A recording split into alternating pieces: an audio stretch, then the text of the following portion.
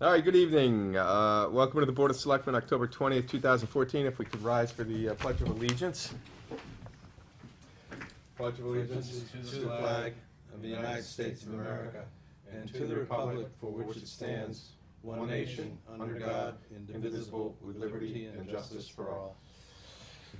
All right, good evening, everybody. We have Mr. David Surface participating remotely on phone today, and just so the board knows, votes taken will be by roll call this evening. And you have to state the reason. And the reason for that remote participation is personal disability for Mr. Surface. Dave, you with us? Can you hear us? Can you hear me now? I Yep. can hear you guys. Yeah, we have you. Okay, great. So just starting top to bottom, we didn't have the warrant, right? No, Okay. it's going to be late this week because of death in Mary's family. Okay. All right, so we'll follow up with that later on this week. Minutes, Chair will entertain a motion to accept the minutes of September 22, 2014. So moved. Second. Any discussion? All those in favor? Roll call. Oh, roll call vote. Dave, you want to go? Marcus, aye. Mr. Trapani, aye. Eggenberg, aye. Fowler, aye. All right, thank you. All right, on a correspondence here, just to let you know that our treasurer's mom passed away, Mary. Town accountant. Town accountant, Mary McMenemy. Her mom, Mary Reagan Higgins, 75, died Thursday, October 16, 2014, at the Kaplan Family Hospital House. Her funeral will be celebrated on Tuesday, October 21st at 9 a.m. in St. Mary, the Annunciation Church, 25 Conant Street in Danvers. Burial in Walnut Grove Cemetery in Danvers. Relatives and friends are invited, and visiting hours are Monday, as in this evening, from 8 to 5 at C.R. Lyons and Son Funeral Directors on 28 Elm Street in Danvers Square. In lieu of flowers, donations may be made to the Kaplan Family Hospital House, which is 78 Liberty Street in Danvers, or lyonsfuneral.com. She leaves two daughters, Mary McMenemy. Is that her fiance, does it say? Yes. Tom Enyon of Hampton, New Hampshire, and Michelle Carrier of North Andover, and three grandchildren, Savannah, Ashley, and Jeremy Carrier, and she was predeceased by her son, Mark Higgins, and her former husband, Francis J. Higgins. So our thoughts and prayers go out to your family, and hope everybody does well. Old business tonight, alternate agenda posting method, which is number 2 on our sheet here. So Mike, this is from the town clerk. It's basically the process procedure. No, it's from the Attorney General's office. Oh, okay. And the top half comes from the Attorney General's office, and the bottom half comes from me. Okay. And this is the notice that would go out to everybody if we decide to go that route? Yes. Okay. Well, there's a couple that would go with a cover memo, which is in the packet too. Which is in draft form here. Yeah, Okay. as well as the policy. All right. Or yes, The electronic messaging electronic acceptance, messaging use, and policy. Okay. Yes. All right, that's in draft as well. And there's also directions on how How to get online. they would get online using the Outlook web app. Okay. So everybody, all the board members now have emails? Well, we've been waiting for the policy to be finalized. But they Till- would. Yes. So that's very quick once. IT's working on it, I heard. Okay. All right, gentlemen, any thoughts or discussion at all on this? Yeah, Go ahead, Dave. we had asked Mike to see what would it cost for us to have a interactive screen or kiosk. Do we actually get a number on that, Mike?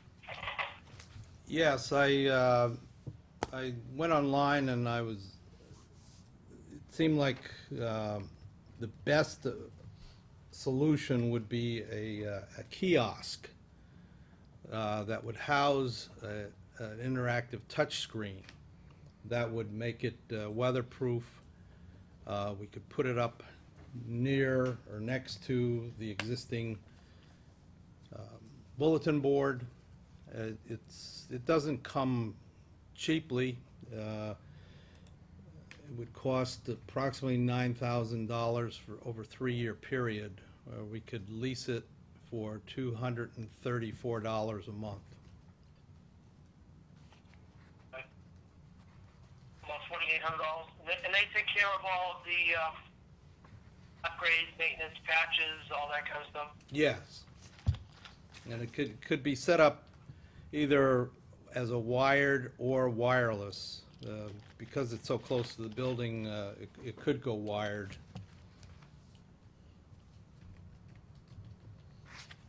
Wow. Yeah, I think wired would be a better bet. Yeah, because frankly, right now, our wireless, Tend to have blackouts on wireless. it goes down Yep. every other week, Yeah. at least once. Although we are going to enhance the wireless network in the building and have it on all floors. Right now, it's only here on the 3rd floor. Okay. So when you say a kiosk, this is a freestanding kiosk, It is. and there is nothing that could be attached to the side of the building that was, I mean, $3,000 a year for a computer screen is crazy. It's expensive, no doubt. It's not just the screen, it's the software and the ability to, page through and so on and so forth. So I don't think it's just the screen, it's the computer and software that backs it up.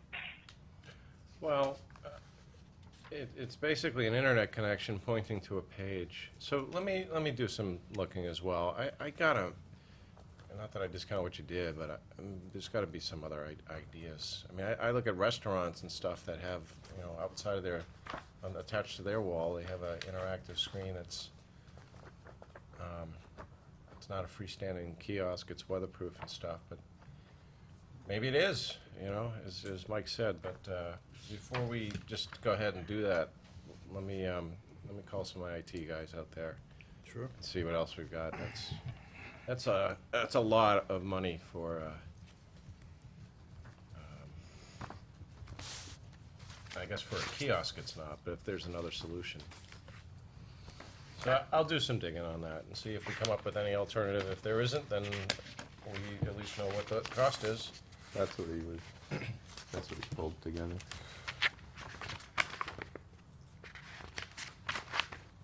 Okay. It would access We would access the website, basically. the whole website. Yeah. Now, on the website, under each board, we would have links to every board member. Not an actual email address, but links, because I've had discussion with people, outside of this meeting, and most of the feedback I got is that we'd want to have links on for every member. I mean, obviously, you have to click on the link in order to get to the email. But initially, we had talked about just doing chairman. That's right. I mean, if we're going to do everybody, we It's really not a can. big issue, though, right? Okay. Now, because boards that have email, I mean, Yeah, people that some have do, email yep. are up there now, Okay. so it can be added. Yeah, We would have to be careful, though. The reason for just having the boards is because somebody could have a continuous discussion with all 5 or 6 or however many board members, and that would be a violation of the open meeting law. Right, which I think people would understand. This is more for, in my opinion, the public to be able to access the board members. More so than the board members themselves to access each other, you know what I mean? Right, but I'm saying if an individual citizen, say they polled every member of a committee Mhm. on an issue, That would be a violation of the open meeting law. Because it'd be an unintentional quorum. It would be a serial meeting. Okay. So how, That's why people only put the chairman up.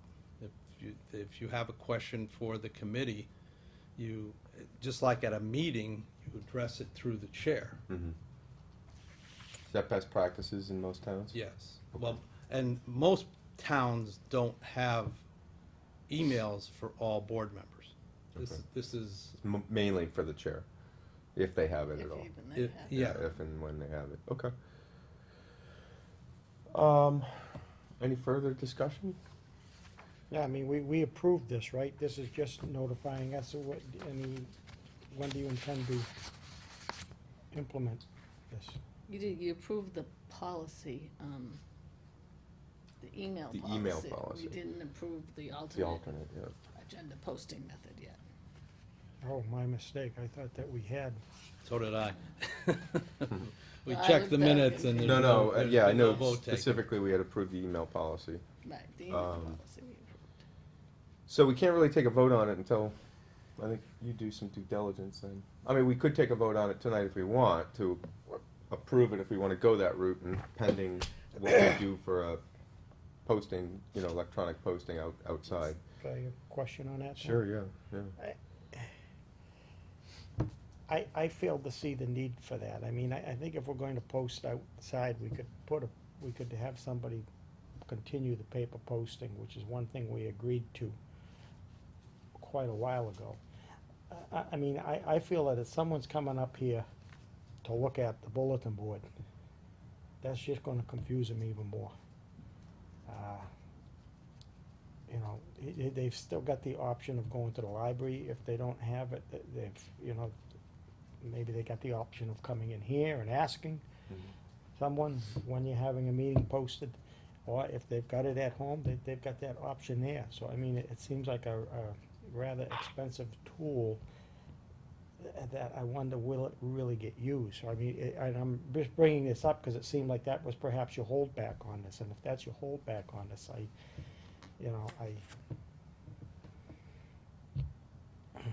Yeah, no, I hear you. Right now, as the policy's proposed, it would be a dual method of posting on the website and on the bulletin board. Right. Until, or unless We it's did. replaced with something electronic outside. Yes.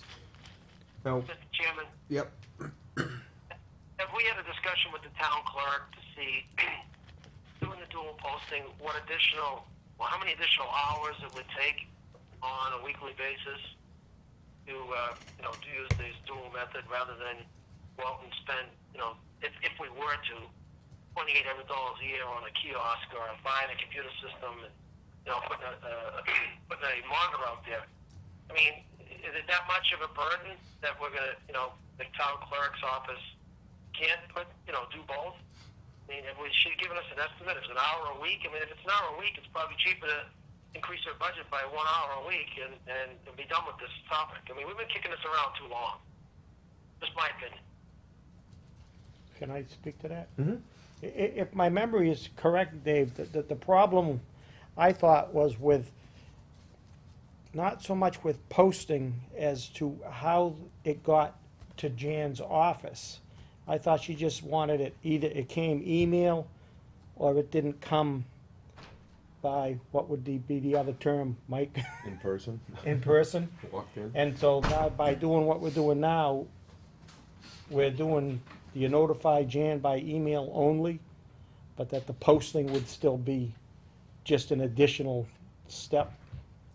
I mean, it's a matter of training, Gary. I think if at the beginning you may have people still coming in, they should take them and say, hey, listen, next time, please email us. I think it's just a matter of training people. I was more concerned about people that don't have internet connection not being able to see it. If it's posted downstairs, unless they can go to the library and do it too. But maybe that's the solution. Is we put on that bulletin board down outside, just put the posting for all public meetings is now at the library, and it's an electronic process, as far as being able to see it. So, to me, then maybe that's just the solution for the posting piece of it. But for the public, I was more concerned about people coming to town hall to find out when meetings are. I think the other piece is the boards, just need to be trained that, no longer will we take, we'll take it in hand this time. However, in the future, your next meeting needs to be sent in electronically with guidelines, obviously. What was, Mr. Mike, was Janice, or the town clerk and assistant town clerk okay with this? Willing to do this? Do they have, based on our conversation, there's a bit of extra effort here, and Well, Janet has already shown them how to post it on the website. There was a lot of trepidation on their part. Yep. And when Jan McGrain was here, she indicated her preference was to do one or the other and not both. right. But the extra effort, I think, when Janet showed Janice, took a minute and a half to post to the website. Or it could be even less, Mhm. depending, on how you receive it. And Yeah. it's pretty, It's probably longer to to print it and photocopy it. It's probably more expensive. yeah. So maybe, again, I chime in my thought process is that maybe we just put a sign outside that says all postings for public meetings are at the online, and physical presence or physical location will be at the library, online. Period. I mean, if it's the posting and the receiving of it, if we've got that issue pretty much resolved, all it is now is how are we going to present it to the public? And I think that was, I don't want to put words in your mouth, Gary, but I think that was a big concern that people don't have internet connection want to come up to town hall and see, when the meetings are. If we've got the internal piece done, all we're worried about now is the external. And that could be, again, an easy solution, save $2,800 a year just by putting a sign that says, they'll be no longer posted outside. All postings for public meetings are on the website. You may visit the library to look at them. Period. Well, if you don't have a computer, anyone else can view it at home or on your, That's why he's saying the library is Right. library is an Yes. alt. I agree with you, Dave, but I think what I'm going to is that if we accept this, then the posting of the meeting is actually what the chair does, and the chair gives that to Janet, and I thought that we were doing it either one way and not the other. So if we're doing electronically, Right. then that's what we're doing. I'd say that what we've got outside is just a courtesy that we do. It's more of a bulletin board than a meeting posting. The posting is now electronic. So Yeah. we could Okay. state I outside thought the that biggest concern you of all you of can this get was- this here, but that this is really just a bulletin board as a courtesy for anybody that's coming up to look at it. All right, so I think I would go ahead and support the all meetings now. Meeting postings are all online, and that if on that bulletin board downstairs we can just put that message, and maybe something to the effect that if you need a computer, you can visit the library and use the library to look up any meetings. So for me, it was always the external. I was more worried about the public. People that don't have computers that would come up and look at that board to find out what the Agreed. meeting was. you can ask Internal, I them knew it would get post them. resolved. Yeah, but Sounds like we already did. So if I may, Mr. Chair,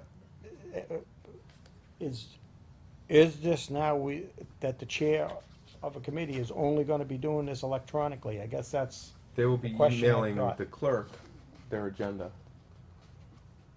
The clerk will then post it on the website. that's what's in front of us? Yep. Yep. I don't know, I'm looking for, I guess, for a yes from Mike, I'm just. No, what Or are you saying we're gonna do it either or? we're doing it and. both. Walking it in? No, posting it electronically Right. and posting it And posting it physically on the outside. outside bulletin. But with a notice on it that says that they're being posted online and available at the library for online access as well. I I think one has to be the official, but I which would think be the online. No, you I- can I- have multiple. I Have think my multiple. question is more to, how does the chair of a committee get to Jan the meeting? Is it They only, email it to Jan, so, and it's only electronically? yes. Can't walk in anymore and say, okay, that's the question that I've got. That it's only, so for a chair, that it's only electronically.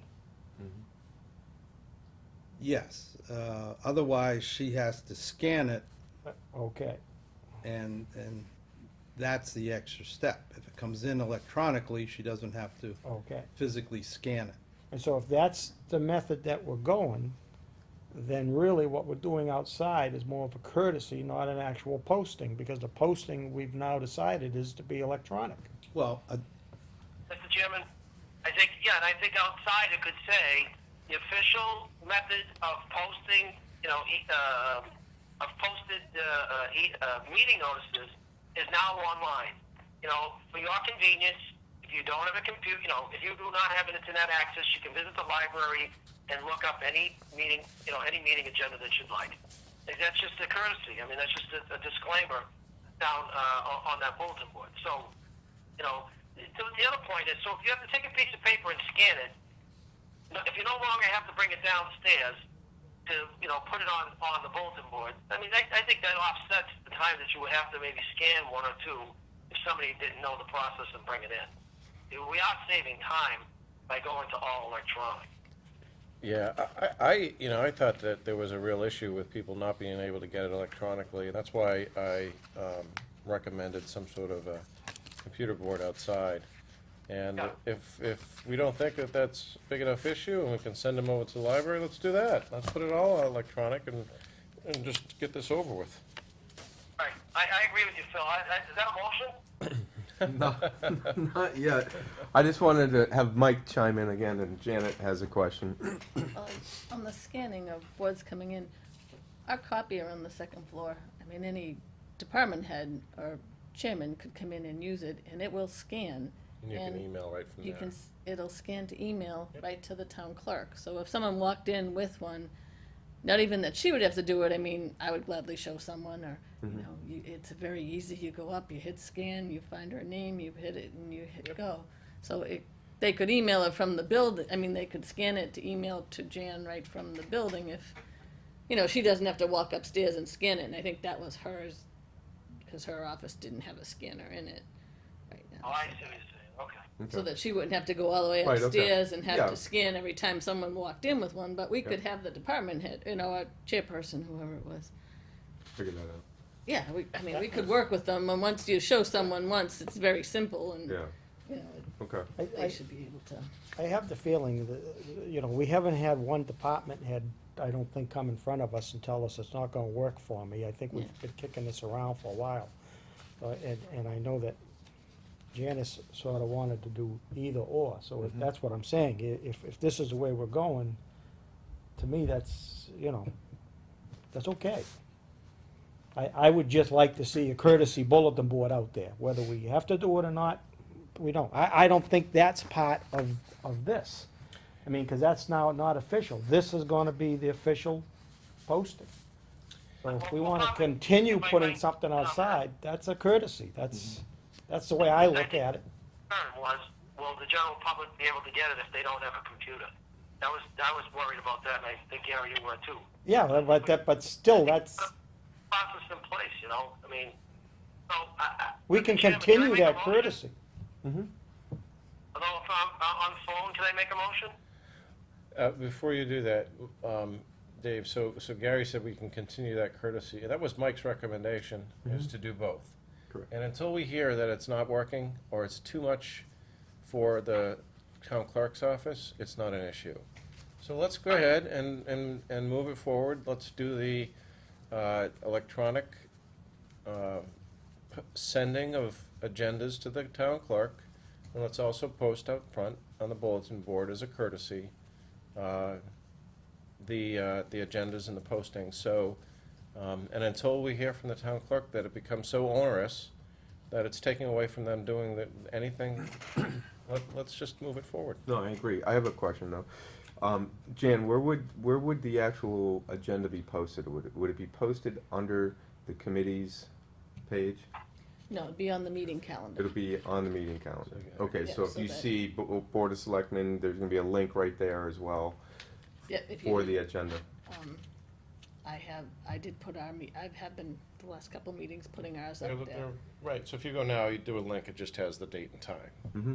and Right. she's starting to add hours. Yeah, Our so agenda now it'll items. have the Now agenda. of everyone's. Okay.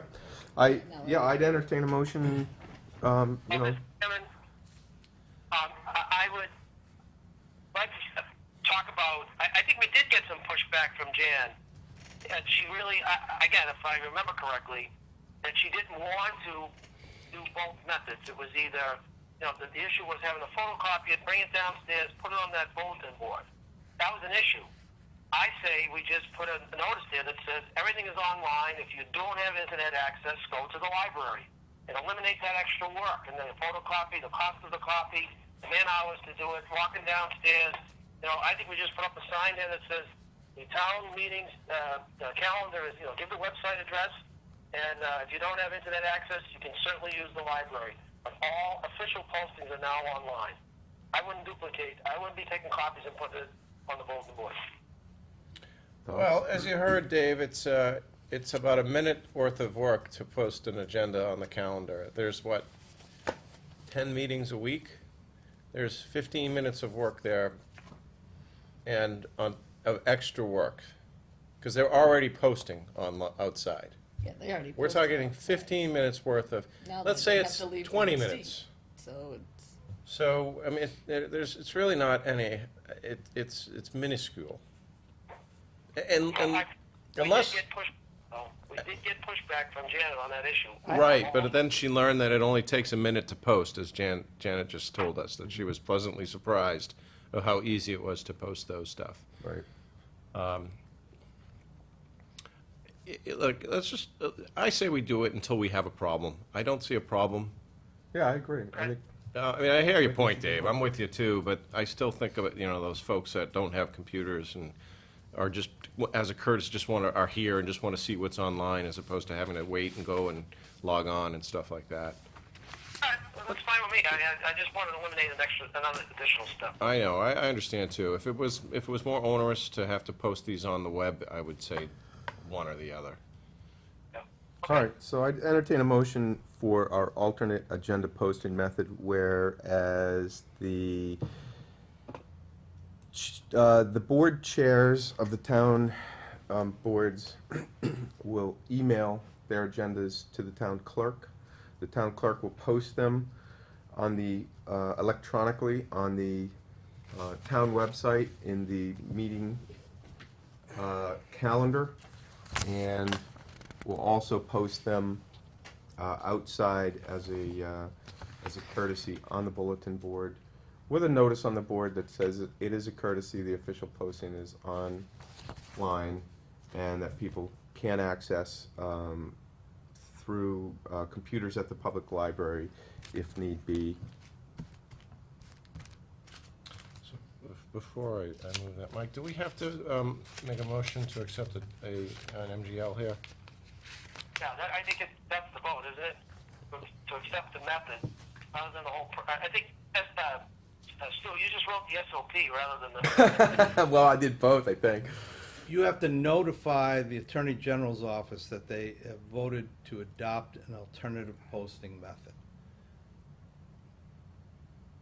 Okay, so I'll So- make a motion that the town of Georgetown adopt an alternative method postings for public meetings as electronic to our website. I'll second that. That sounds fine to me. That's sufficient. Is that sufficient? Any discussion? Oh, other than we talked about the process and doing that. So before we do that, we have to notify the Attorney General's office. Right. And I think in the Yeah. meantime, Mike can probably have a discussion with Janet about, process, I guess. Yep. All right, any further discussion? All those in favor? Aye. Roll call. Oh, roll call vote. Surface, aye. Trapani, aye. Eggenberg, aye. Fowler, yay, yeah, you even got me on that. All right, Okay. thank you, gentlemen. It's a 4-0. Next item is the food truck regulations draft that we have. Did we lose Here comes Lou. them? Is it a water? Did we lose Dave? That's a code red. Oh, yeah. hold You're on. back, David, you back? Yeah, I'm here. I never left. We had a code red coming in. Okay. Water department? Probably. Probably. All right, so item number 3 is the food truck regulations draft. Mike, where did we leave that last time? We had some questions that people Well, had. Gary asked that it be postponed because to give him enough time to review. To review it? And he and I had a conversation today on certain items, and he wanted to bring them up at tonight's meeting. Let me find that. Okay.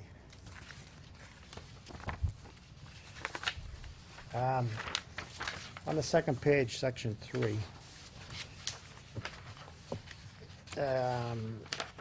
Section 3, number 1,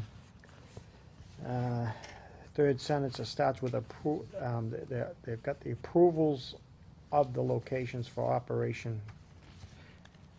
And I just wasn't sure. One of the things that we talked about was that we as a Board of Selectmen still wanted to have some teeth in this, if that's the correct word. But I think, I took talk with Mike in reading it. I think even though we perhaps let them have the approval of the locations and that, they still have to come to us for the license. So if we disagreed, we could do it at that time. Yeah, I saw The that. vendor comes for us for the license? Yeah, or, no, or with not this- so much. I think No. Gary's alluding to this committee. town committee would actually have the approval to, Well, a lot of that approve was changed, though. the locations in operation. However, they would recommend rules and regulations to us. But I think if I hear you right, Gary, that because we're the licensing authority, if there's a discrepancy on where those locations are, we haven't really had the opportunity to weigh in on those. Well, the committee was not going to assign specific locations. All we're doing is telling them where they can't go.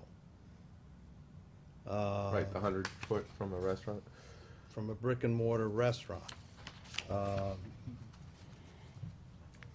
Yes, because these are gonna be mobile. Yeah. They can move all over the town. Right. Some of them may choose to park, but if they do that, they have to adhere to the parking regulations and other safety concerns for the police department. If I may. Yeah. Now, that's where I'm a little misled, because I thought that when they came, they would ask for a spot, and that we would approve them at that place. Not permanently, right? Right. Right. No, we didn't want to get into and then policing who's where, if they're in the proper location or not. As long as they're not within 100 feet of a brick and mortar restaurant and they're parked legally, we're not trying to, over-regulate this. We just want to make sure they're safe and the food is safe. Okay, but then, if just, we're not really clear, but if we move to the next page, it's sort of a similar subject, and I asked Mike about, it's at the top, I guess we're under section 4, and it's about, it says that they're gonna be restricted to areas that are zoned or otherwise approved for that type of activity. Now, my question here was, is the zoning referring back to the locations that they've approved in the earlier one, or how is that gonna work with our zoning bylaws that we have now? I mean, if we've got an area in town that you're not allowed to have that type of an operation, are we now breaking our bylaws if we allow a mobile food person to be there? So I guess I was looking for a definition of what he means by zone. Well, And I asked him that, yeah, perhaps speak to Howard, I don't know. Yeah, Howard was on the committee, and I asked him, because I wasn't clear on the use of the word zoned, and Howard pointed out to me that food trucks are not mentioned in 165, chapter 165. There is no zoning. So that would require a bylaw change. This is just a selectman's regulation. Howard did inquire if push came to shove and the zoning officer, the code enforcement officer, indicated that he would apply whatever zoning restaurants are allowed in.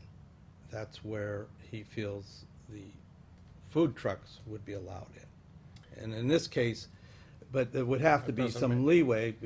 Right now, American Legion restaurants are Park. only available, allowed in the commercial zone. But, you know, food trucks are gonna go, they go up to the Pembroke School right now to feed the construction workers, and they go to the baseball fields and the fields. So, they're not gonna be restricted, they can't be restricted to just the commercial district. Well, is there a difference, I guess, then, in what you're saying, though? The guy that's going to feed the construction workers is more of a mobile guy. I mean, I think that we're talking about people that are gonna go and sit in a spot. Both, actually. This would have to cover both. You know, Well, I do see quite a difference there. I mean, you know, I do, there is definitely a difference, but we've got to have a regulation here that covers both. Fixed, you know, folks who are showing up for the day at a certain spot every day. well, I couple don't, spots. I don't know, do we specify a difference in that than in here, I guess? No, So, they're all treated the same, they're all mobile food vendors. So, but some of the ones that have come to us, they didn't talk about being so much mobile as going to a certain spot and setting up. I remember And- Fat Belly was thinking about going over to the parking ride and setting up. He could do that under Chairman? this. He could do that under this. Chairman, Yeah. I'm not watching on TV, so again, I can't see, you know, who's talking kind of and who isn't. But so I'm sorry if I feel like I'm interrupting. But Mike, this has to be moved within a certain period of time. Meaning, you can't spend more than 8 hours in one spot, and there's no overnight. You know, I mean, I wouldn't want to see a food truck left permanently at the parking ride. No, there's definitely no overnight, there's hours of operations, I think it's, Okay. 7 to 11. All right. Well, I want to make sure that that's in there. And section 4, number 3. No permit shall be approved that is within 50 and that's within 100 feet Right. of any existing Right. restaurant. See that? Yeah, That needs to be fixed. I mean, I don't want to, again, my personal preference, I wouldn't want to see a truck, at Harry Red Park parked here overnight, and if they don't know it's legally parked. I want to make sure that there's a time restriction on these. There is. there is, they have to, I read it through, but I just. yeah, can't remember and if what. they're Okay. downtown, they can only park in 2-hour parking zones. Okay. All right.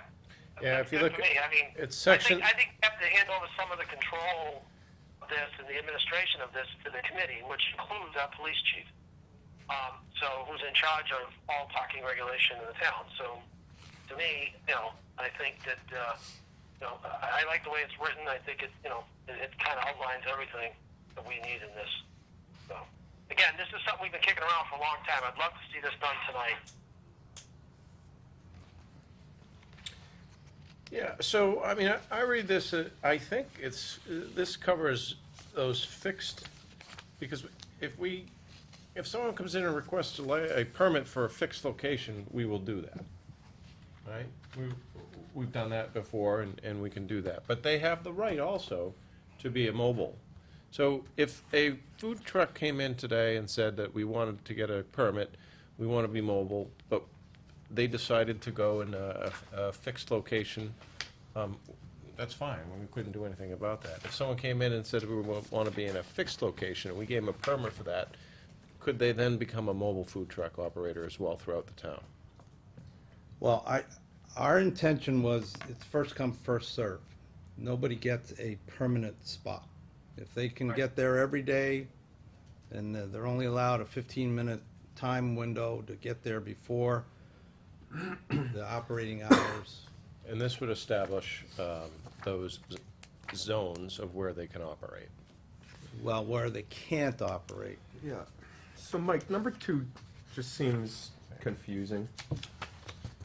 I don't see any point for number 2 under section 4. It says, although a permit may allow for the operation of the mobile food vehicle throughout the town limits, the permittee's activities is restricted to areas that are zoned or otherwise approved for that type of activity. But what we were just saying is that they're not zoned. Well, there is a restricted zone.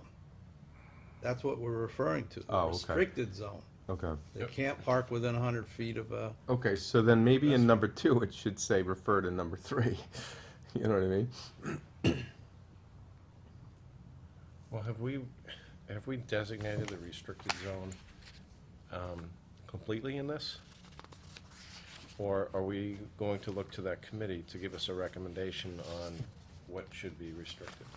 So, for example, school during the During day, lunch. you know? I'm just, I guess the question is that we would look to that committee that we would establish to provide us with the guidance and recommendations on what locations throughout the town would be applicable for a mobile food operator, right? yes. Okay. So we haven't established the zone. Right now, we've established a few districts, or a few areas, Restriction. restrictions, sorry. Yeah. But outside of that, we haven't established a zone. Right, Correct. Okay, so we still need to do that. if I may. I have a thought on that, because I've got another question that I had asked Mike. And that was as to the cost of the application and fees. I felt, I asked him how he got to the $25, that's section 6. He said that's basically what we charge for the, Common victualer's license. okay, that we have now. But as I said, most of those guys, we're getting some property tax back. I asked him to find out if there was perhaps any way we could get some excise tax or something else out of these folks. But I also didn't know if someone, I think that ought to be an application fee, but then maybe the permit ought to be another part of it, and that perhaps we need a 1-day permit, or 1 week, or even a yearly permits. If we're having a parade or something, somebody may want to come in for the day. If it's somebody for the week, I really think that perhaps that permit should be a little higher than $25, because as I say, the people that are established in town now, we're getting some property tax and that back out of them. And so I think it's perhaps giving these folks a 3 little different bit of an tiers. upper hand. 3 different tiers. But, so to that, and to what David was saying about moving it ahead, I wondered, could we approve this tonight, section 1, 2, and 3, form a committee, and then perhaps have the committee come back to us with some of these answers that we've got in the rest of it? And then we'd at least be making a step. We'd have the committee, we could appoint the people. And then some of these other questions, like I say, as to really, what are we gonna charge? Is that fair? And, you know, we had the question of zoning and where they're gonna be, who's mobile, who isn't. I would almost do it the other way and just approve it as is, have the committee work with this, figure out what pieces of this that are, you know, might be too difficult to enforce or too restrictive, and work backwards from there. This is it's very comprehensive. We're not gonna have, I mean, I can't imagine over the winter, we're gonna have a whole bunch of people coming in to operate food trucks here in Georgetown. And just get this over with and get this committee going and come back with us if we need to increase the fees, if we're starting to see a number of people come in. I mean, I think we've had 2 in the last 2 years, maybe 4 tops. That if we are seeing that, then, and if we want to further, they can give us a recommendation of what those fees should be for the actual permit itself. You know, based on some research with some other towns and stuff like that. I think that you've done a great job on this, Mike. I think that you've worked really hard to get it to this point. This is something that is not perfect, and it never will, because we can't catch every single, you know, piece of legislation to restrict every single thing out there. Things are gonna come up. Let's just get this going. Let's just move this forward. Well, the other reasoning behind the fee is this is basically a dual application. They have to go to the Board of Health. The Board of Health charges them $250 For their for a inspection. mobile food. Yes, Inspection. they have a Okay. $50 application fee, and once they get the permit, they have to pay, and then they have a $200 permit fee. Because the Board of Health inspects them twice a year, so that pays for the 2 inspections per year.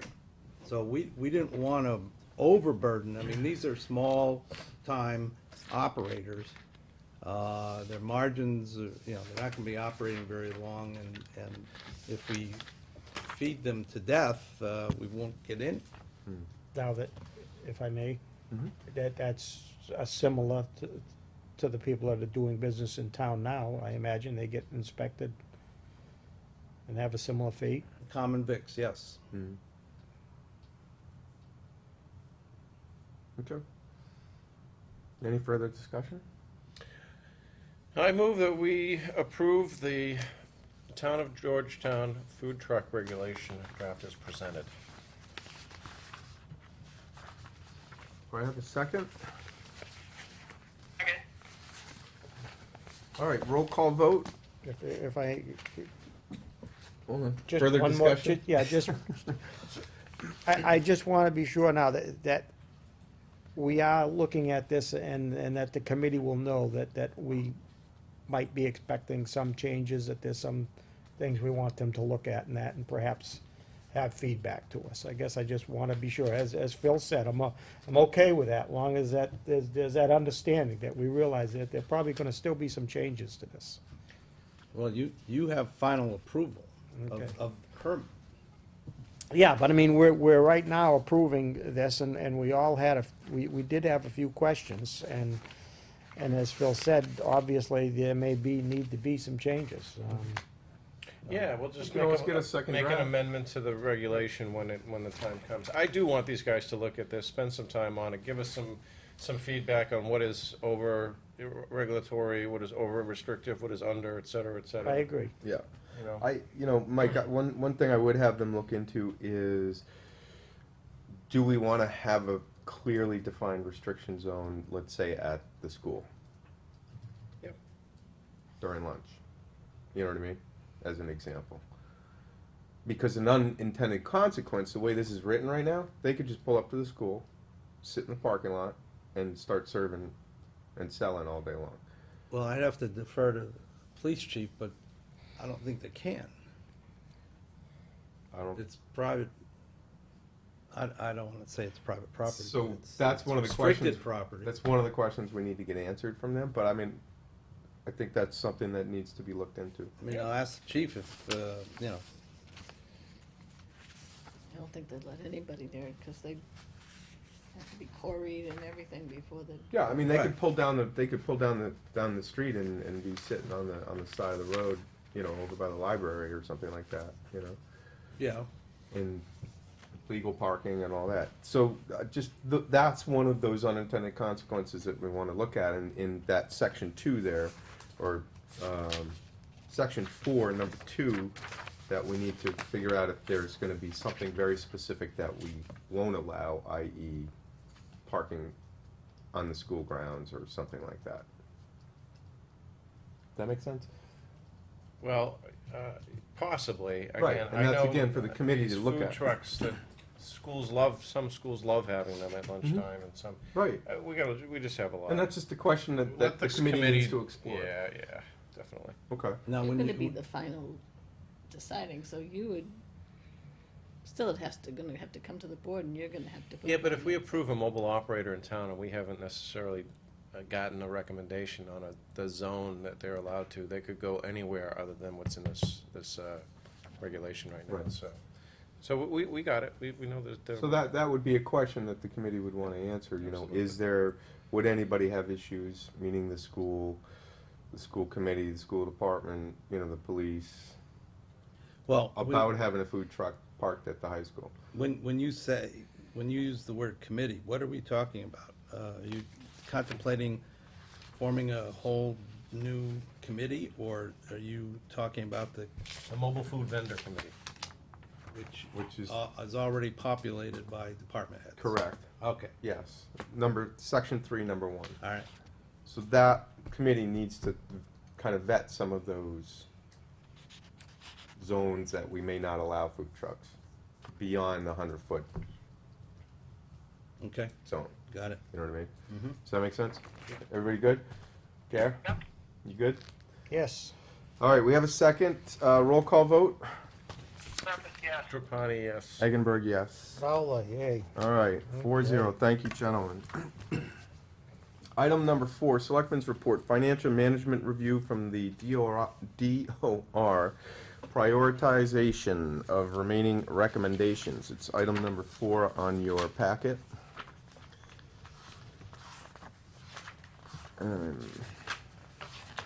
Had that open, here we go.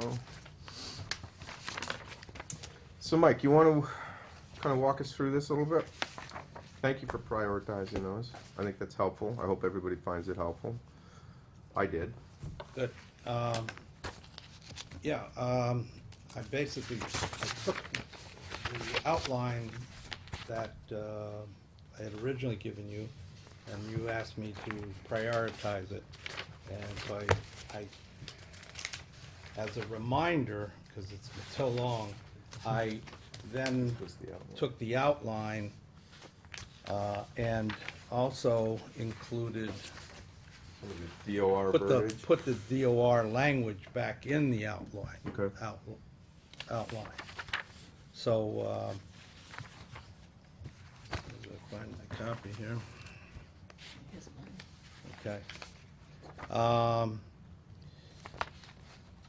Okay. Basically, as a board, I mean, you saw the administrative items that we have been working on and are working on and have accomplished and haven't even started some. But what I've done here is prioritize things that will need legislative action of some form. The first, number A, letter A, is codify the budget process in the bylaw. I mentioned to you that the Finance Committee wants to take that on as a project. Mhm. And that they're going to be discussing this at their meeting on Wednesday. Okay. So they can move that along, and it would, the timing is good. It could be put before the voters at Springtown meeting. It would be a bylaw change. All these would. B, also needs town meeting approval to rescind those in what they call inappropriate revolving funds. What are those, oh, there you go. Conservation. Conservation, restriction, local access. Local access programming and road machinery fund. Yeah, the Conservation Restriction Fund, if you recall, there was a land donation, had to do with a project, a failed soccer field project, I think on Stone Own row. Road. And somebody purchased the property and gave it to the town. No, they gave the town, I think, the right to go and inspect. They gave them a I think they're right. conservation easement. Restriction, yeah, or something, yeah. And we, and s- the way we handle conservation restrictions, you need a third party to review it normally. And Greenbelt has been doing that for us. They charge $15,000. This was frankly a bit of subterfuge to get around that. And they started their own, not using a third party, a fund was funded with the amount of $3,000 with the idea that that would be sufficient for the town to review this conservation restriction in perpetuity. Who is the town when we say that? Is that? Well, in this case, it was going to be the conservation agent. So the conservation agent is gonna be monitoring the conservation restriction, Yes. and we'd be paying the conservation agent, our own conservation agent, to do that? Well, Which is the way it was set up? yeah. Okay. And I don't, is there, It doesn't meet the definition of a revolving fund. A revolving fund has continuous dedicated yeah, source of revenue. This is a one-time deal, and it doesn't meet Gotcha. that qualification. Okay. Now, why, why would the local access programming fund not be considered revolving, because it has constant? It does, Revenue. it does meet that requirement. It has a constant source of revenue, but according to the DOR, that revenue has to be deposited in the general fund. Which, okay, it wasn't, okay, It is not. okay, gotcha.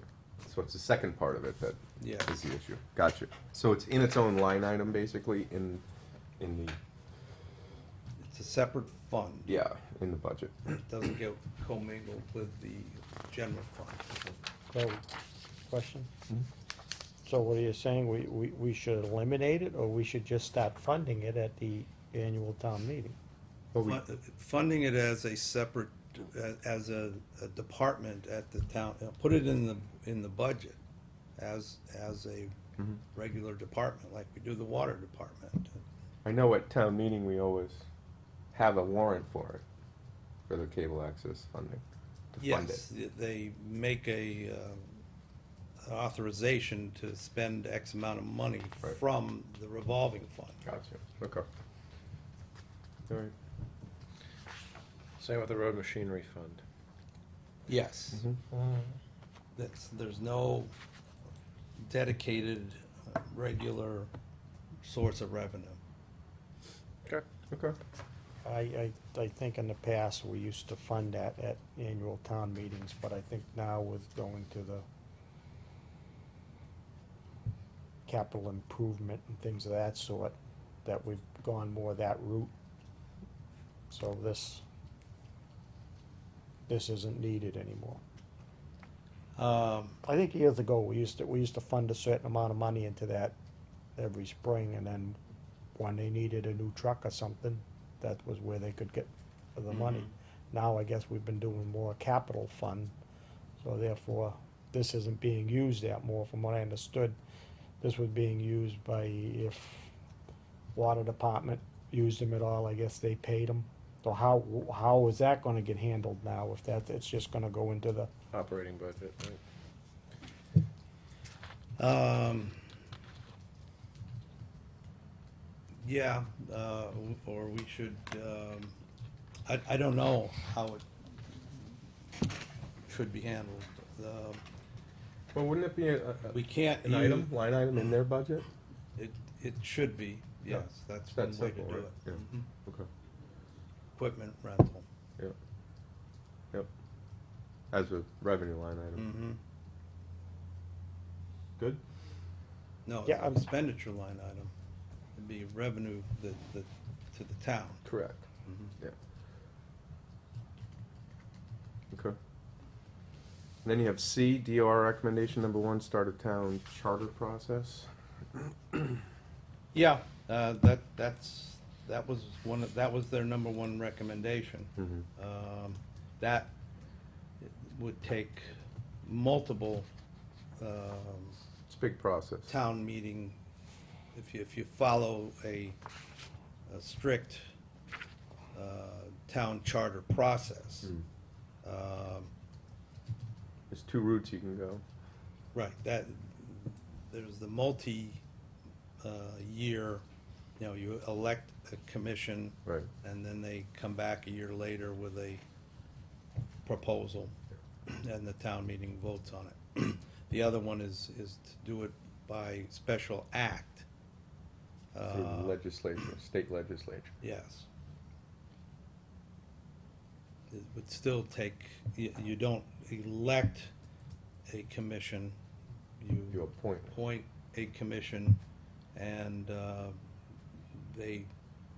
once they come up with a draft, they bring it to town meeting for approval, and then, once approved by town meeting, then it goes to the state legislature. Both houses have to approve it, and the governor has to sign it. Mm. question on this? Mm. When Mike's done. And that is the preferred method of most communities nowadays. Very few towns go through the more formalized process. Good. I guess on this, I thought we talked about this a little bit, and that was perhaps trying to get somebody to come in and explain to us the benefits of that, and before we start the process, so that we are clear, what are the benefits of this? How are we gonna benefit if we're gonna start this process? Well, we did have someone from the McCormick School of Government come in. Mike Ward came in and Yeah, talked yeah. about it. Okay. That was over a year ago, I don't or think- about a year ago, I think. Mm-hmm. I talked about it, but I didn't get a lot out of it, I guess so. Mm. And we had a couple, probably 5 years ago, Peter, he was from the MMA, came in and talked about the process of charter change, or charter creation.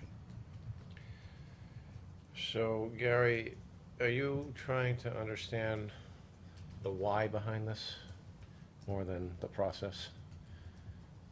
Yes. Yeah. Yeah, and I think that we owe it to the townspeople to know why we would even be looking at this. Yeah. Well, I think the DOR spells it out Mhm.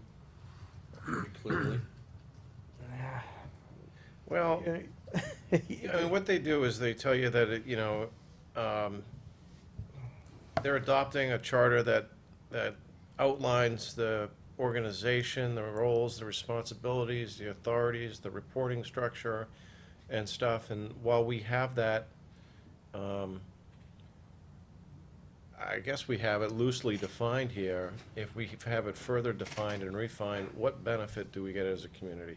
I don't necessarily have the answers just yet, but if we're going to invest all this time and effort Is it going to make the town more efficient, more effective? We're going to provide better customer, constituent satisfaction? I'm just trying to get a sense of what's the return on the investment? What's the impact going to be if we go down that route? And we can get there. And if it's a strong enough case to do something, to consider it, then let's consider it. But right now, I kind of agree with Gary that until we really have a strong, clear understanding of the business reasons, why invest all that time and energy? Right. And maybe we can get someone to come back and say, we're ready to start this again. And if there's someone that you know, Mike, that, maybe was it Peter at MMA? Yeah, Peter Heckenblecker, but he's since retired. Was he willing to come out of retirement? Or someone, someone that can help us. And if we're gonna sell this project to the community, I wanna be able to have a strong backing to, succinctly explain to them what we think we can achieve by doing this. I mean, I get the point that, I worry about our reporting structure today. I don't think we're the most efficient. I don't think we're the most effective. I think that there's some positions that are appointed that should be elected, some elected that should be appointed.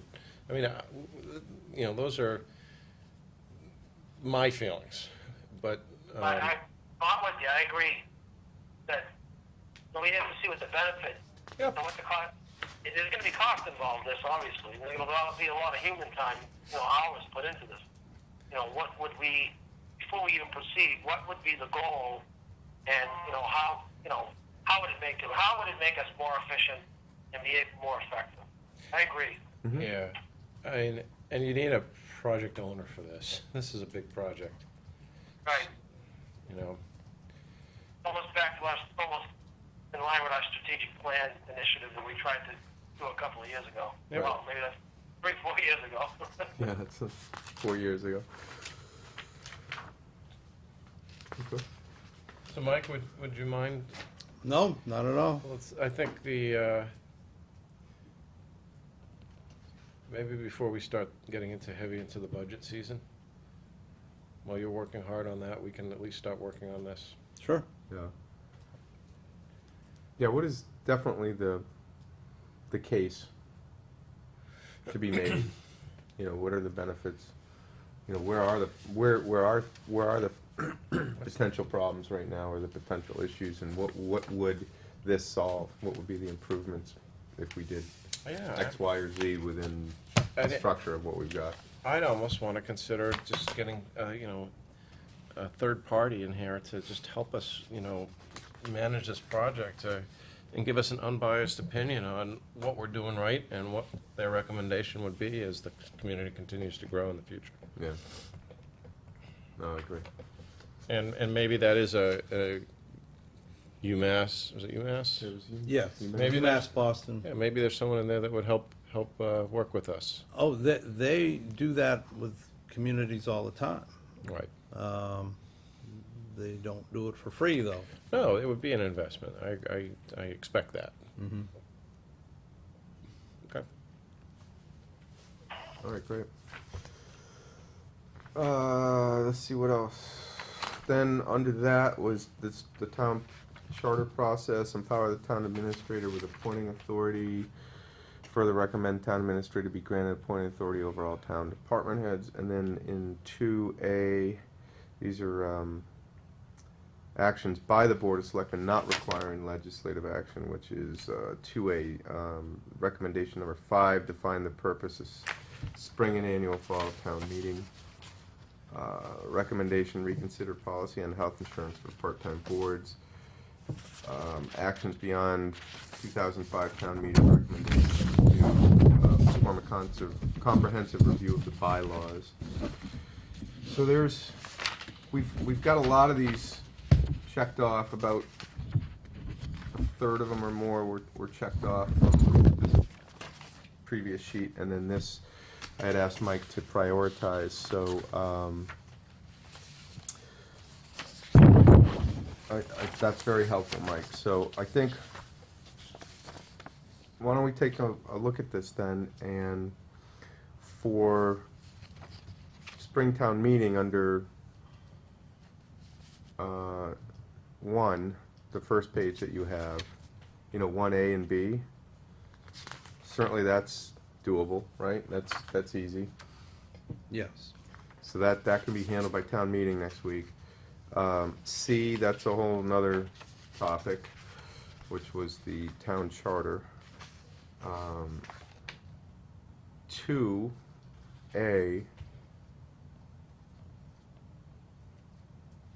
I think, that's basically just a definition, right? Or more of an SOP. Yes, a policy statement. Okay. You want to draft something up for that? he's done it. Well, I mean, yeah, it's we, almost outlined in there anyway, so Yeah. I don't know if there's much that needs to be Mhm. drafted on it. Right, to define the purposes, spring annual and fall annual town meeting, or fall special town meeting. Is that what's needed on that, basically? It's just an Yes. SOP or a definition? yeah, a policy. Okay. You wanna draft that? Is that something you can draft? or- Yes. Mm-hmm. Okay, and then bring it to our next meeting, or a couple meetings after, once you feel like it's ready for the light of day? Yes, I'll bring it to you soon. As soon as you're ready, because that way we can take care of that. Mm-hmm. B, so we're under 2B, reconsider policy on health insurance for part-time boards.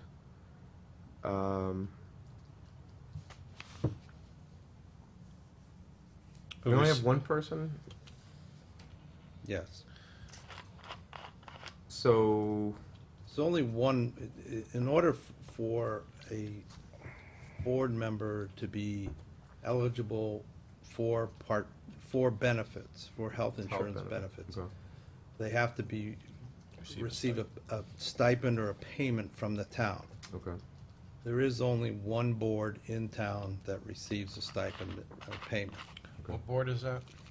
Board of Assessors. Board of Assessors. So we used to, up until 5 years ago, or 6 years ago, when we voted ourselves out of that, and we stopped taking a stipend on the Board of Selectmen. So there's just one going forward, okay? I assume at some point in time, maybe the planning board received a stipend and the Conservation Commission received a stipend. I don't know what the extent of it was, but But according to this, we don't need to remove the stipend. We have the discretion to remove the official from the list of employees eligible, it states. that's what I understand. But you do it at the commencement of a new term. Mhm. And they are elected officials, Mm-hmm. so. okay, so you know, that's, you just wouldn't something we stop can at, bring up, You yeah, wouldn't stop at cold. Right. You'd have a determined, a term. So somebody running for office would know that that's no longer a benefit, I guess. Correct. Is that- That's right. sort of the Mhm. purpose of it. so that would just basically take a vote from the Board of Selectmen? Yes. Okay, so why don't we put that on the next agenda, and let's bring that one up. Okay. And then, actions beyond this, spring meeting coming up.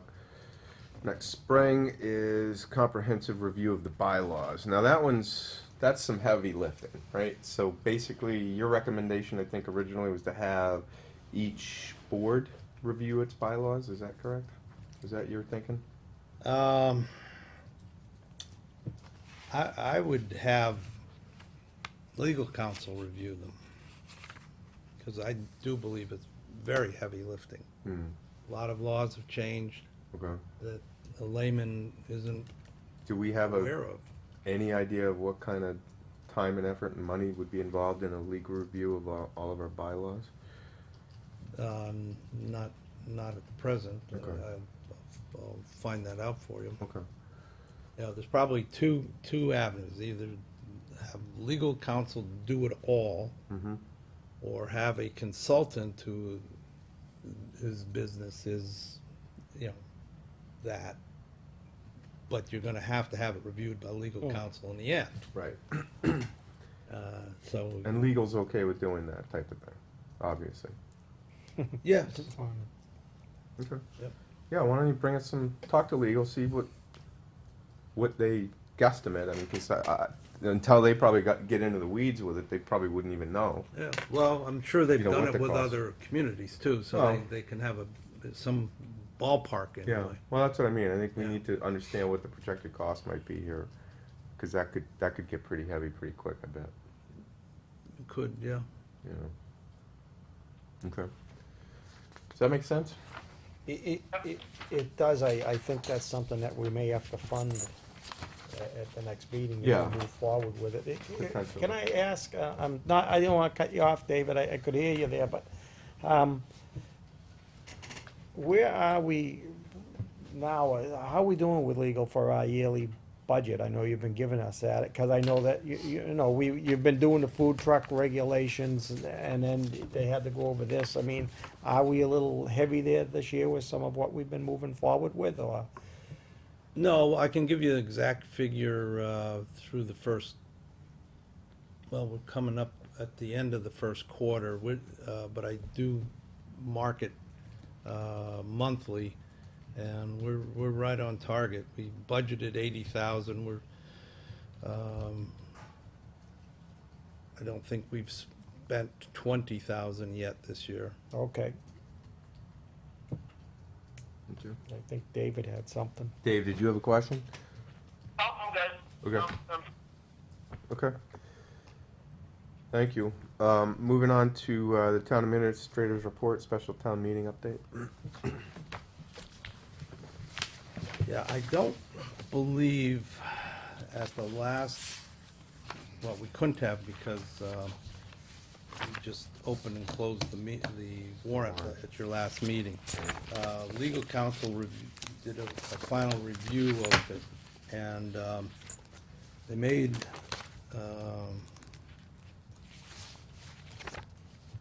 well, two major things have happened since that time. Number one, it appears that, and I think I let you guys know it in the email. Yeah. We had a meeting with legal counsel and GAA, and they've agreed, at least, well, I just saw the draft today, and the draft was going to, actually, I saw it yesterday, the draft was going to the GAA today for a license agreement versus a lease, so we'll probably be able to pass over the lease and not have to go out to 30B bid on it, which is a major change. And the other change was there were two warrant articles for the fire, for the ambulance. One was to put money back into the stabilization fund, and one was to raise and appropriate or transfer additional money. In this case, it was gonna come out of their retained earnings. We had a stopgap measure if the retained earnings weren't certified, then we'd go back to this tax stabilization fund and borrow money from them, loan it. Well, in reviewing that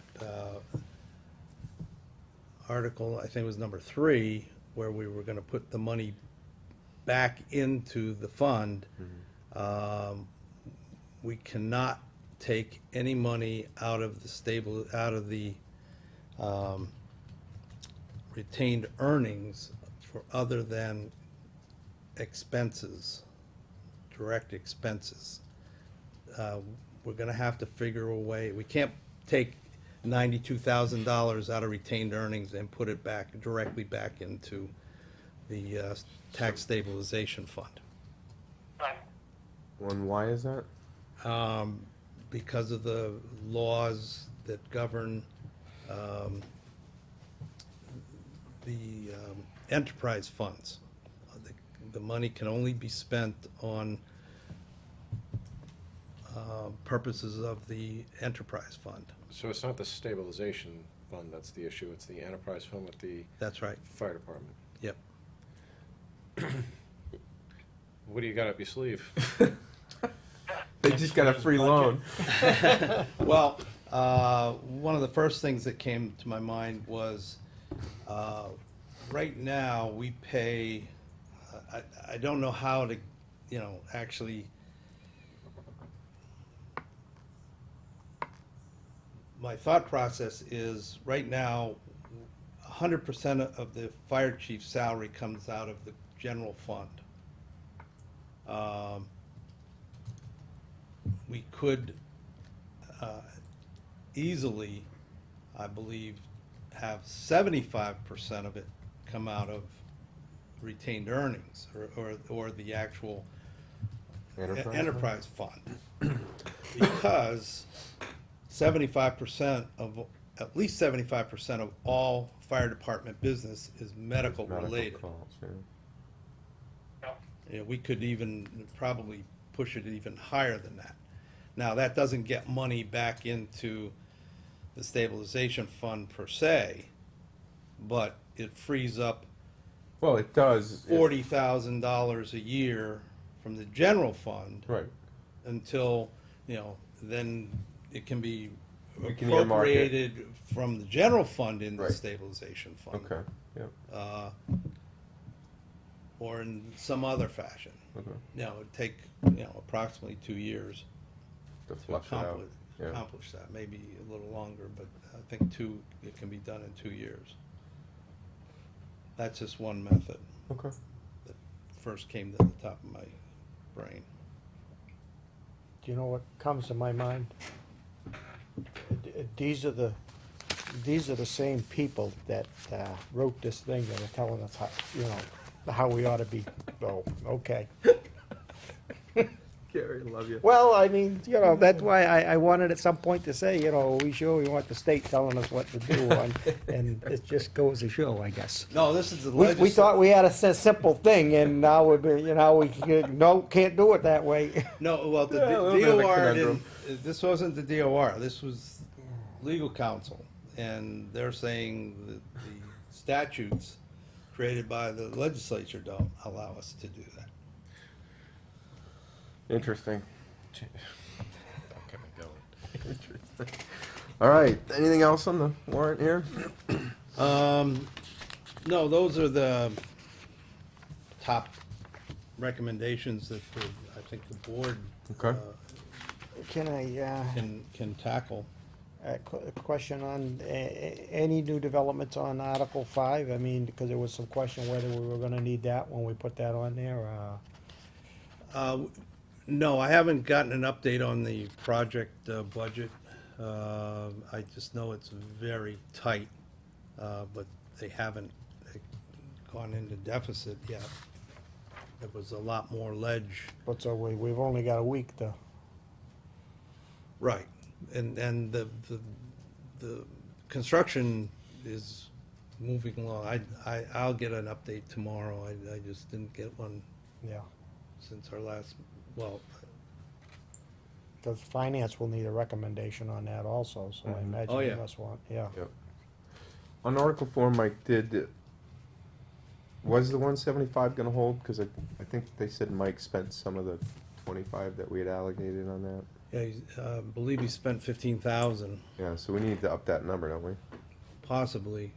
Can we amend that on the floor to up that number? Or Oh, do yeah. we do that now? Would that No, be you on can, the floor? yeah, that'll be in the motion. Okay, I'm sure the finance committee will have a recommendation on that for Monday, on Yeah. Wednesday. okay, because I thought we had to go like to 190 or something on that based Well, on. the original estimate was 200,000. Right, I don't know if that's still the still case. the case.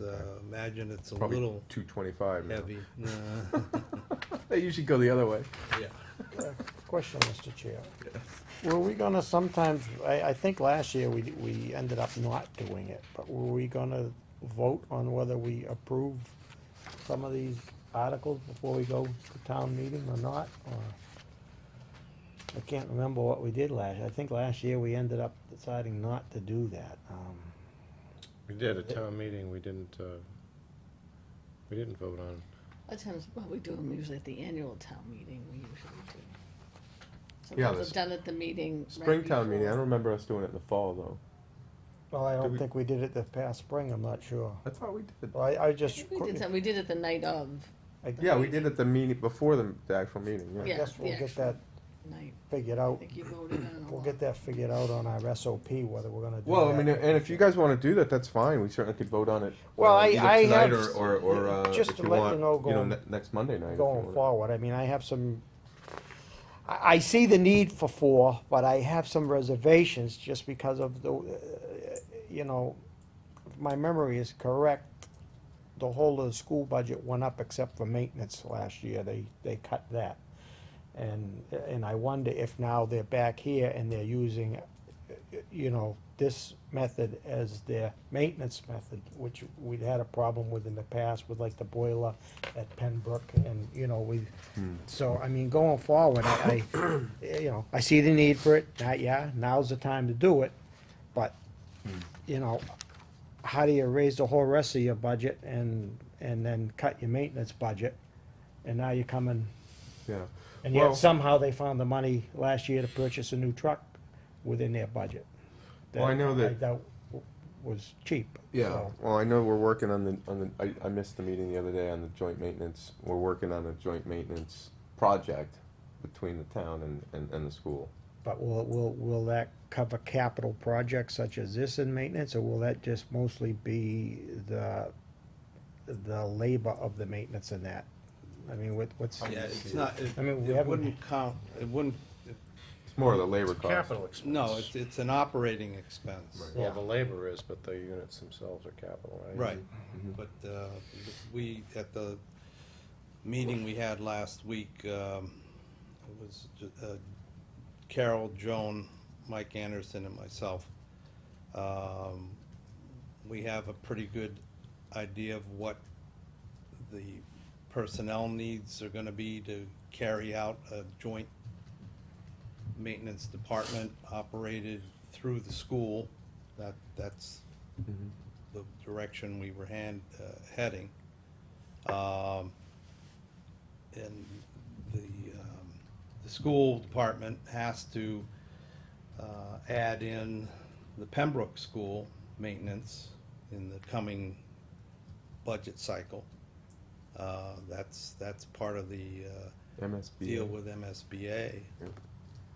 Um, But when we're talking true maintenance, we're not talking run it into the ground till it breaks, correct? Talking, yes, setting up, Not maintenance as the school knows no, it. preventive and anticipatory Okay, maintenance. not the status quo Recommended and maintenance. scheduled maintenance. Yes, Yes. thank you. Okay, Along with janitorial Yep. cleaning Yep. services. yep, okay. So we'll that's coming have along. a maintenance department budget in advance or in conjunction with the regular budget Budget process. process. Okay. So everybody knows, you know, ahead of Can you time. just update me on what I missed? We don't need to do it tonight, but just, unfortunately, I couldn't get out of work to get to the Mhm. maintenance meeting. Okay. Yeah, Jim and Barbie weren't able to make it either. Okay. All right. So to answer your question, Gary, we could take a vote here on a Board of Selectmen, you know, on each article tonight, or if you want to do it Monday before.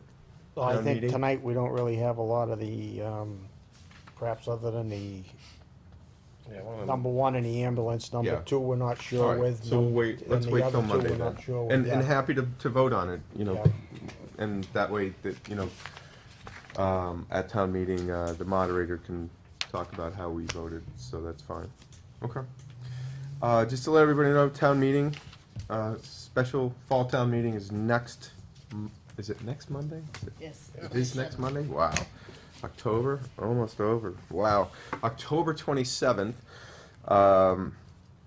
7 o'clock at the middle high school. You want to get there earlier because you do have to register with your voting precinct. The Board of Selectmen will be meeting at 6.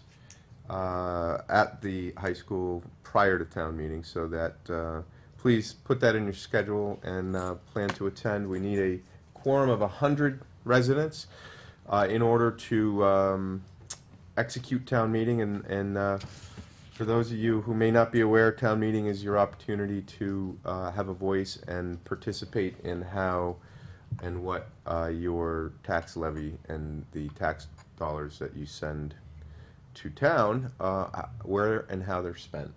So, once again, it is the oldest form of town government, or government, which is town government here, or annual town meeting and special town meetings. So, citizen participation is not only encouraged but needed. So hopefully we'll see you all out there on the 27th of October for fall special town meeting at the middle high school. Any other items or anything? I just want to just let the board know that I went to a meeting last week that the school administration, school committee put on regarding our DEP The and soil. arsenic. Yeah, I mean, the net is this, is that we have, first of all, if it is found that there's arsenic that is naturally occurring, we don't have to necessarily do anything legally. So the DEP does not require us. They will recommend, but they do not require. If we decide to do a project that requires testing, first of all, I think we should test every project, just test it, to be honest with you. And if we do find naturally occurring arsenic, as long as we're not moving that soil to another location, we don't really You don't have to do anything above and beyond what the typical site monitoring and dust control and stuff like that is. If, however, we plan on moving soil to another location or getting rid of soil that we don't need and it goes to a landfill or something like that, we do have that risk that there's contaminated soil, and we would be on the hook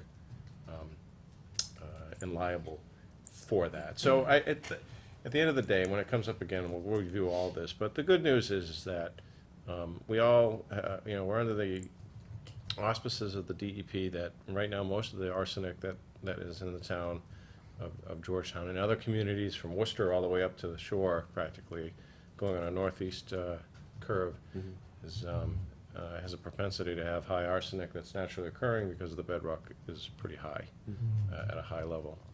So it sounds better news than the sky is falling. So let me ask you this: Did they mention anything about the mitigation that we're doing on the fields over there? Yeah, they thought it was great, But not necessary? but not legally required. Yeah, they would always recommend, I mean, first of all, to protect themselves, they're always going to make a recommendation. But Right. statutorily, they have no jurisdiction to force us if it's naturally occurring. Right. And depending on the levels and the high levels of naturally occurring arsenic, we may want to, do something to mitigate that. But, it all depends on what those levels are as well. Okay. And if we're going to remove soil to another location, we should have it tested, because at some point, whoever accepts that soil Yeah. may say, come back at us and say, you gave us dirty soil. Right. But- We'd obviously want to disclose it. If we're moving it from one town location to the other, Town location? Yeah, it's, again, first of all, they said something to the effect that if that other location is not dirty at all, you don't want to put dirty soil. Dirty in. soil there. Yeah. So you might want to test that other location first as well before you bring over it. Yeah, of If it's course. similar soil, then. much of what we've got is buried anyway, not so much on the top, I think. It was, Well, Most of it it's was all, lower. it's all Yeah, over the okay. place. Some of the soil samples came up high at surface levels, and some came but very high. then if I can though, Phil, it sounds like what you're saying, that some of the information that was given to us wrong on what we've done at Pembroke. Let's say, did we not need to be spending quite the cost there that we were told by someone that we'd hired that you must do this? I thought about that, and I don't, I don't ever, You- I don't ever remember saying you have a choice to do something or nothing. I remember that there was you know, you have to submit, you must, the DEP will approve. I never heard that you can just do nothing, guys. So that was a little disconcerting. I'm not gonna, you know, blame anyone except myself. I don't know exactly, if I look back at those meetings, which I almost want to, and say, you know, I can I clarify was that. led that this is, first of all, remember what they classified it as an imminent risk? I or really felt like imminent the turf liability? field was more our choice. That, yes. Pembroke, I felt like I was being told you don't have a choice. Well, back up. But- Let's back up. Yeah, but, Mike, fill me in if I'm wrong. As I recall, and I was very vocal about it, if we didn't take action, Mike had clearly informed us that we were not on the hook legally. There was no action that needed to be taken. A vote was taken, and people decided on the boards and the school building committee and the Board of Selectmen to actually vote and go that mitigation process and the environmental For Pembroke or the high school? for the Pembroke. No, it was for the high The school. field. The middle high school field. Right. We received a legal opinion saying we were not required Yeah. to, That was only for Yes. middle high school. Right. yes. So it's for The the D- Pembroke, the I thought, was the same. DEP shut us down. At We- Pembroke. We, at Pembroke, we Okay. had no choice in the matter. And we had to get that That whole remediation plan in order for us to continue the construction. Okay. So now they're saying that that's not really the case based on the meeting the other day? Look, I don't hate to open up a can of worms, but, Well- I mean, Gary, your point is. if they didn't legally, had no right to legally shut us down, Well, I think they shut us, again, I'm trying to Yeah. Monday morning quarterback. I thought they shut us down until they came back to determine whether it was naturally. naturally or not naturally occurring. And then, once they figured that out, they would require us to submit a mitigation plan based on whether it was natural or man-made. I never heard, and I don't recall ever someone saying, you don't have, you guys can do whatever you want. You can either do this or you can do that. It was, you must do this plan or this plan. and at that point, we had the Yeah, paid yeah. consultant in telling us that. Right. So that's, Because it was naturally occurring, we could cap it on site. If it was not naturally occurring, we would have had to remove Remove it it. and have it treated as a hazardous Hazardous, material. yeah. And that would have cost, Lot of money. But Mike, I specifically remember asking our OPM on the Pembroke, unless I swear, but maybe I'm wrong, I thought it was during the Pembroke discussions, that when they came back and said that the arsenic was naturally occurring versus a contaminant that was brought in or leaking or whatever, that I specifically remember asking Pat, I said, so do we have to do these recommendations? And he says, no, you don't have to, but we wouldn't recommend that you don't do them. And I just remember everybody being in a panic, so the board voted to go and spend $2 million. well, I think the real issue was the delay in the testing. We were, because Yeah. we didn't have to test, never had to test, until we decided to go for the The LEED lead certified. certification. But that was always in the project. It was, and we did, in, round one, level one testing, which Right. was just looking at the plans and, history of the site right. and what was around it. And the history, the level one indicated a level two was necessary. And that's what fell in the crack. Mhm. Because the And level then they did it late. one was done in 2 like years before. November. And a proposal from the people that did the level one went to our OPM? architect, Yeah. and it got dropped. It should have been done that winter or that early spring. Right.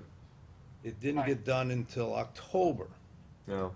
a week before. Yeah, September. We didn't get the results until the week Right. before the, actually the week of the Right. starting of the construction. Yep. So, had we known it was there, we would have put it in the bid process. Right. And gotten a lot, better Value. prices. Yeah, but I look at it this way. One, we had to do something with that soil. If we trucked it off-site and it was dirty soil, then we do have there's a potential liability down the road. And it would cost us more to ship dirty soil. So the $1.7 million that we're spending is to keep it on-site and to control the dust and all the other stuff to make sure that while the kids are in school over there, we're not having any issues and further contaminating. I still don't think we made the wrong decision. I just don't think I had all the data in front of me to make the right decision. I think there's some costs that probably could have been taken out of there, such as some of the monitoring costs and stuff like that. Maybe not, but I just don't feel like we had a choice. Yeah, I mean, I just clearly recall it. Basically, everybody was in panic mode, and I wasn't advocating for the mitigation. I was probably the one person that was the antichrist, that everyone was like, what are you talking about? It's about the teachers and the kids and everybody's health. And it's like, it's not a problem, honestly, but Well, I just remember that being part of the discussion. Well, it would have been a problem anyhow, because we would have had to truck that stuff off-site and pay for the dirty dirt to be delivered. So Yeah. that's changed. So in the end, we did it for much less expensive than what it Yeah, would have unfortunately, our cost. And even the cost came in lower on the construction, so it allowed us to work it within the budget. So that was a Right, positive. even at Pearlie, at the high school right now, so the project they're doing, the question was whether we had to do it. We knew we didn't have to, we weren't required to do it.